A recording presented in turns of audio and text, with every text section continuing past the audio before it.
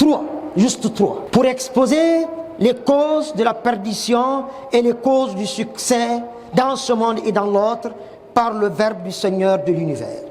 Pourquoi le temps?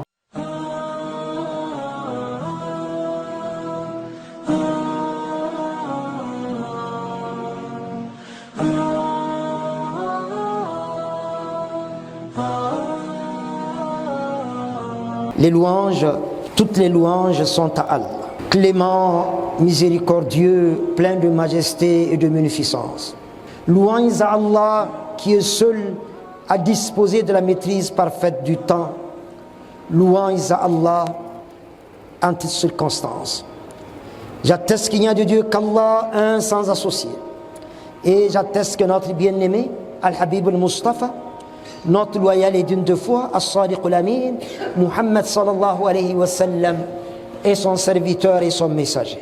Serviteur du très glorieux, du très miséricordieux, craignez votre Seigneur comme il le mérite. Et prenez le temps de méditer assez souvent les versets sublimes contenus dans le Coran, message glorieux et éternel. Au chapitre 6, Surat Al-An'am, verset 38, Allah annonce que rien n'a été omis dans le livre. Ce Coran ne comporte aucune tortuosité. Louange à Allah qui a fait descendre le livre sur son serviteur et n'y a placé aucune tortuosité qu'il conviendrait de redresser. Chapitre 18, Surat Al-Kahf, verset 1. Ce livre est inaccessible à l'horreur, d'où qu'elle vienne et de qui elle émane. Chapitre 41, Surat Al-Fussilat, verset 42. Ce livre a sa protection assurée par le maître de l'univers, qui ne dort ni ne somnole. Serviteur du très glorieux, retenez qu'il a été justement question au cours de ce sermon de porter à votre méditation, la mienne la première, une sourate du Coran, en l'occurrence le chapitre 103, sourate Al-Asr, le temps. Cette sourate, chers frères et sœurs en islam, est l'une des plus courtes de la glorieuse révélation, mais également l'une des plus importantes. Toutes le sont, toutes les sourates du Coran le sont. Que disent ces versets bénis de la sourate Al-Asr? Au nom d'Allah, clément, miséricordieux par essence et par excellence. Wal Asr, par le temps. Inna l'insana lafi khusr. L'homme est en réalité en perdition. Illa alladhina amanu wa amilu s-salihati wa tawasaw bil haqqi wa tawasaw bis sabr. Sauf ceux qui croient, font des bonnes œuvres et qui s'incitent à la foi et à la constance. Fin de la sourate. 3 versets. 3, juste 3, pour exposer les causes de la perdition et les causes du succès dans ce monde et dans l'autre par le Verbe du Seigneur de l'univers.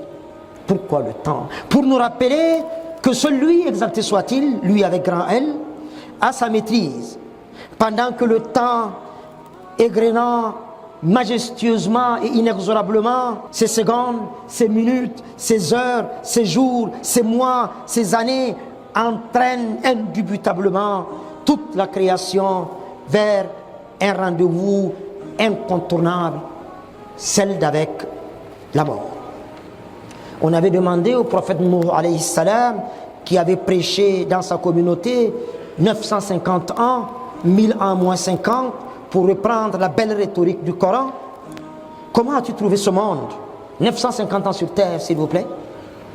Il répondit simplement, comme quelqu'un entrant dans une maison par une porte et en sortant par une autre.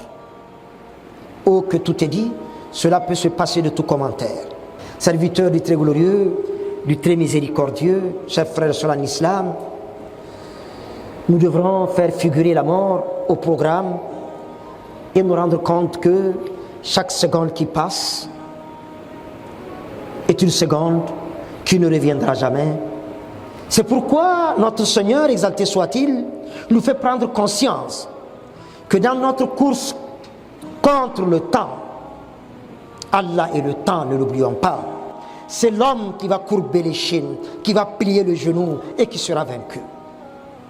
Et l'homme, dans le challenge qu'il lance contre le temps, proclame le Coran dans cette sourate portée à notre méditation, l'homme est en perdition dans ce monde et dans l'autre, qu'il soit grand ou petit, prince ou valet, président ou plantant, riche ou pauvre, instruit ou ignorant, noble ou courtisan, homme ou femme, est en perdition. La fi khusr, fort heureusement. Exception faite de celui qui a su l'occuper, et que nous soyons de ceux-là, ya Rabbal Alamin, par ces 4 choses, par ces 4 occupations. Al-Iman, la foi, Al-Amal al-Saliha, les bonnes œuvres, wa tawasaw bil-haqq wa tawasaw bis-sabr. Ceux-là qui s'incitent à la foi et à la constance, l'amour de la vérité, faire triompher la vérité, même si parfois elle est amère, même au prix de sa vie, et la patience en toutes circonstances. La foi a pour siège le cœur. Et Satan, son lieu de prédilection, c'est le cœur. Satan et la foi sont irréconciliables. Mais la foi est vaine lorsqu'elle n'est pas soutenue par les bonnes œuvres. Wa amilu salihat.